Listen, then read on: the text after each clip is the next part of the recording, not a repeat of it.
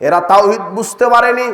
এরা বৈষয়িক জীবন আর ধর্মীয় জীবনকে আলাদা করে চক্রে চক্রে পরিকল্পনায়, শয়তানের এই পরিকল্পনায় এরা ধর্মীয় জীবনকে বৈষয়িক জীবন থেকেও ধর্মকে এরা আলাদা করতে চায়।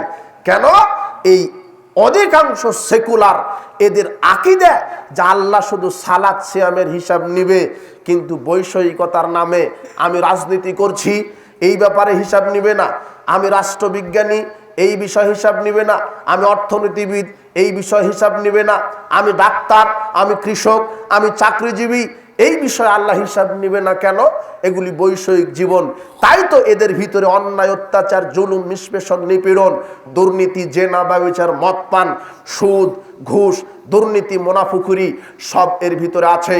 আপনারা বলেন, যদি একটা মানুষের এই আকীদা হয় যে আল্লাহ শুধু ধর্মীয় জীবনকে সম্পর্কে বিচার মাঠে জবাবদিহি করবেন, কিন্তু বৈষয়িক জীবনে আমি ঘুষ খাবো, সুদ খাবো, জেনা করব, আল্লাহ হিসাব নিবেন না, বৈষয়িক জীবনে আমি দুর্নীতি করব, চুরি করব, এই বিশ্বাসের লোক যদি থাকে তাহলে দেশের অবস্থা কি?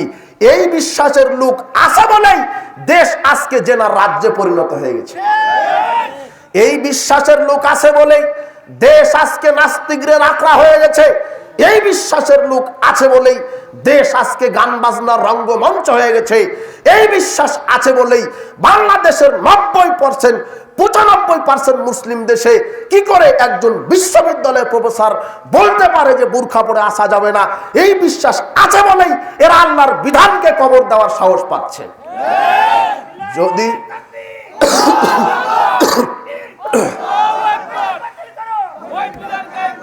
এই বিশ্বাসের লোক আছে বলেই এই সচিবালয়ে, সেক্রেটারিয়েটে, আপনার ইনকাম ট্যাক্স অফিসে, পাসপোর্ট অফিসে, ভিসা অফিসে, হসপিটালে এই ভোগবাদী, পুঁজিবাদী, এই সেকুলার নাস্তিক্যবাদীদের বিশ্বাস থাকার কারণে দেশটাকে এরা দুর্নীতি করে এরা ফতুর করে দিচ্ছে। এরা যখন বিশ্বাস স্থাপন করছে যে দুর্নীতি করলে আল্লাহর কাছে জবাব দিতে হবে না, জেনা করলে, গান বাজনা এগুলি বৈষয়িক ব্যাপার, কিন্তু এই পচা আকীদার কারণে আজকে বাংলাদেশের মুসলিম থাকার পরেও কয়েকটা নাস্তিকের এই শুক্রকীটের পরিকল্পনায় মনে হচ্ছে যে বাংলাদেশ আজকে ইহুদি খ্রিস্টানের রাজ্য হয়ে গেছে। এই জন্য তাওহীদ বুঝতে হবে। আল্লাহর বিধান বৈষয়িক ইসলামী জীবনে যেমন আল্লাহর জীবনে তেমন আল্লাহর বিধান আছে। আমি সালাত আদায় করব আল্লাহর বিধানে, রাজনীতিও করতে হবে কার বিধানে? আল্লাহর বিধানে। এটাই হলো প্রকৃত তাওহীদ। আল্লাহ সুবহানাহু ওয়া তাআলা বলছেন সূরা সূরা 21 আয়াত, আমলাহুম শুরাকাউ শারাউ লাহুম মিনাদ-দ্বীন। আল্লাহ বলছেন, কি ব্যাপার, বড় বড় নেতারা কি আইন প্রণয়ন করছে নাকি? মা লাম ইয়াজাম বিহিল্লাহ, যেই অনুমতি আমি আল্লাহ দেইনি, ওয়ালাউলাল কালিমাতুল ফাসলি লাকুদিয়া বাইনাহুম, যদি আমার বিচারের দিনে, ফয়সালার দিন না থাকতো, এই মোড়লদেরকে ধরে ধরে আমি একেবারে কবর দিয়ে দিতাম। এ কথা আল্লাহ বলছেন। যেহেতু বিচার দিবস আছে, এই জালেমদের বিচার করবে আল্লাহ কোথায়? বিচারের মাঠে। আল্লাহ নিজে বলছেন, তারা কি আইন প্রণয়ন করছে? আইন প্রণয়নকারী কে? আল্লাহ। ইনিল হুকমু ইল্লা লিল্লাহ, একমাত্র বিধান চলবে আল্লাহর। আমি মানুষ, আমার সৃষ্টিকর্তা আল্লাহ, আমার বিধানদাতাও কে? আল্লাহ। সামান্য একটা মোবাইল বাজারে কিনতে গেলে মোবাইল যিনি সৃষ্টি করেছেন তিনি একটা ম্যানুয়াল বুক লিখেছেন। কেন? মোবাইল কিভাবে আপনি চালাবেন। সামান্য একটা রাইস কুকার বাজারে কিনতে যাবেন, একটা কম্পিউটার কিনতে যাবেন, কম্পিউটারের যিনি স্রষ্টা তিনি একটা বই লিখেছেন। কেন? কম্পিউটার কিভাবে পরিচালনা করবেন। যদি ওই বই অনুযায়ী কম্পিউটার পরিচালনা না করা হয়, কম্পিউটার চলবে না। যদি ওই বই অনুযায়ী রাইস কুকার পরিচালনা না করা হয়, রাইস কুকার চলবে না। যদি ওই বই অনুযায়ী মোবাইল ফাংশন যদি ঠিকমতো পরিচালনা না করা হয়, মোবাইল চলবে না। যিনি মোবাইল সৃষ্টি করেছেন তিনি বই লিখেছেন, ওইভাবেই মোবাইলকে পরিচালিত হতে হবে। আমাদেরকে সৃষ্টি করেছেন আল্লাহ, সেই আল্লাহ আমরা কিভাবে পরিচালিত হব, এই জন্য আল্লাহ একটা বই নাজিল করেছেন যার নাম কোরআন মাজিদ। আমরা খাবো কিভাবে, আমরা ঘুমাবো কিভাবে, আমরা পেশাব পায়খানা করব কিভাবে, আমরা স্ত্রীকে হালাল করে নিব কিভাবে, একটা নারীকে হালাল করে নিব কিভাবে, আমি অর্থনীতি চালাবো কিভাবে, আমি সমাজনীতি চালাবো কিভাবে, আমি রাজনীতি করব কিভাবে, আমি কিভাবে মানুষকে সম্মান করব, এতিমকে সম্মান করব, মা বাবাকে সম্মান করব, দেশ কিভাবে চালাবো, রাজনীতি করব, এই সব কিছু যিনি আমাদেরকে সৃষ্টি করেছেন সেই আল্লাহ আমাদেরকে কোরআনের মাধ্যমে সবকিছু বলে দিয়েছেন। এরপরেও যদি এই কোরআনকে যারা পরিত্যাগ করে নিজেদের মতো করে চলবে, তারাই হবে ফেরাউনের মতো, তারাই হবে হামানের মতো, তারাই হবে কারণের মতো। তারা আল্লাহর বিধানকে 5 পয়সা দাম দেয়নি। আজও যারা এই পৃথিবীতে আল্লাহর বিধানকে উপেক্ষা করে মানুষের গোলামি করছে, আল্লাহ এখনো আছে এদেরকে ফেরাউনের মতো ডুবিয়ে চুবনি করে দেওয়ার জন্য।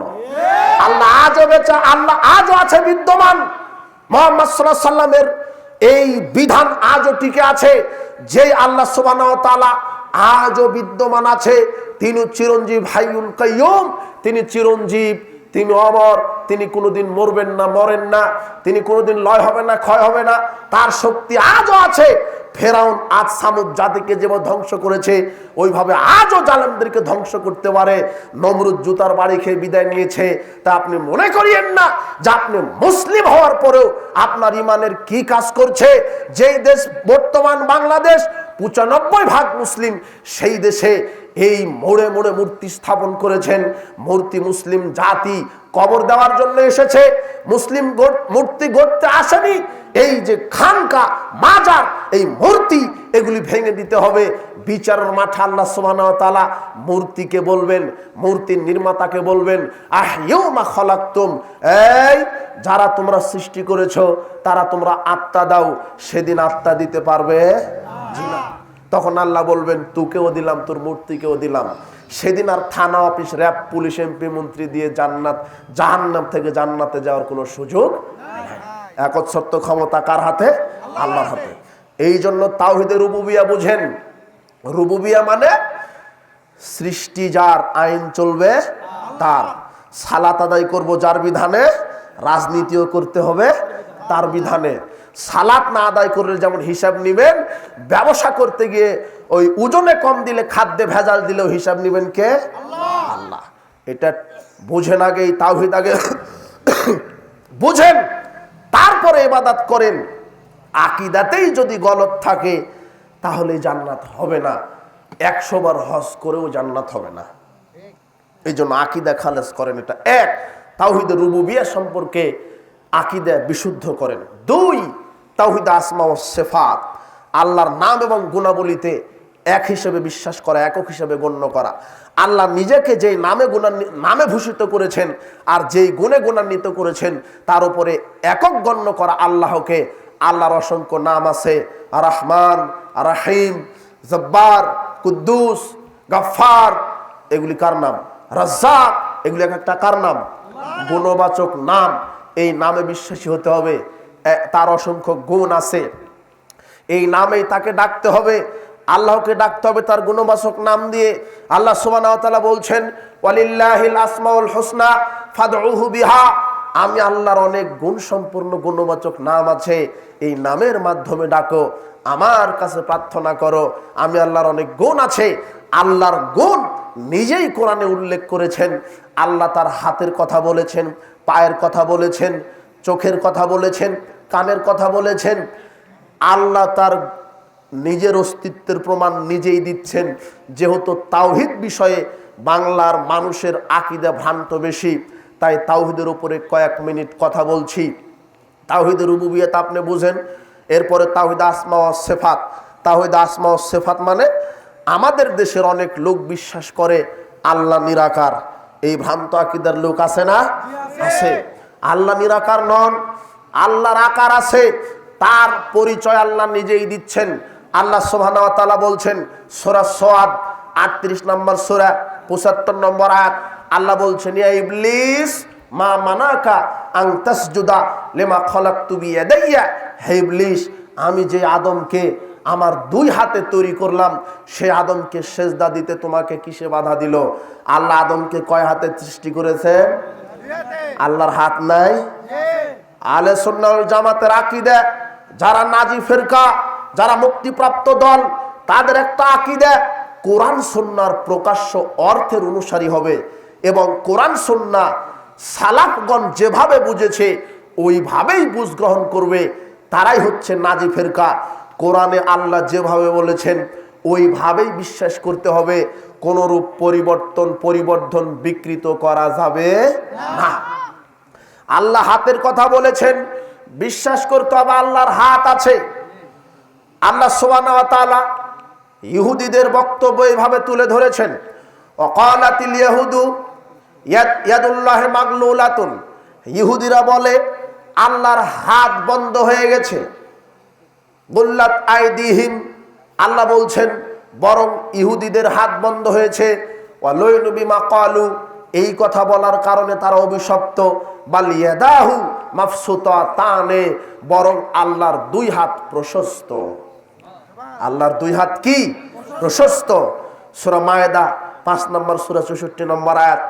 হাত আছে অর্থাৎ বিশ্বাস করতে হবে আল্লাহর হাত আছে।